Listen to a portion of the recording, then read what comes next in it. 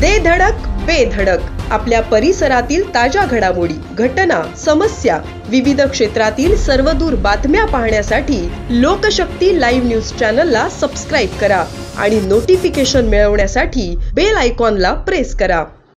राज्यभरात सध्या पावसाचे रौद्र रूप दिसून येत असून अनेक ठिकाणी नद्या, ओढे तुडुंब भरून वाहत आहेत। ठिकठिकाणी पाणी साचल्याने सामान्य जनजीवन विस्कळीत झाले आहे। हवामान खात्याने अनेक जिल्ह्यांना रेड अलर्ट जारी केला असून प्रशासनाकडून नागरिकांना गरज असल्याशिवाय घराबाहेर न पडण्याचे आवाहन करण्यात आले आहे। अशातच रायगडमधील खोपोली येथे जेनीत धबधबा पाहण्यासाठी गेलेले तमिळनाडूतील 15 पर्यटक अडकले। त्यांना बाहेर काढण्यात पोलिसांना आणि अग्निशमन दलाला यश आले आहे।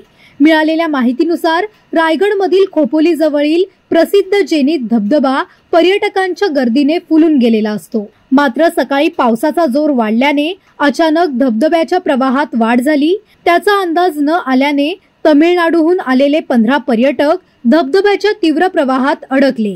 या घटनेची माहिती खोपोली पोलिसांना मिळताच त्यांनी तातडीने घटनास्थळी धाव घेतली। खोपोली नगरपालिकेचे अग्निशमन दल आणि स्थानिक हेल्प फाउंडेशन बचाव पथकाने तत्परतेने मदत कार्य सुरू केले। तब्बल काही तासांच्या प्रयत्नांनंतर सर्व पर्यटकांची सुखरूप सुटका करण्यात यश आले।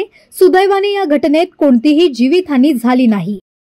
लोकशक्ती लाईव्ह साठी न्यूज ब्युरो, खोपोली।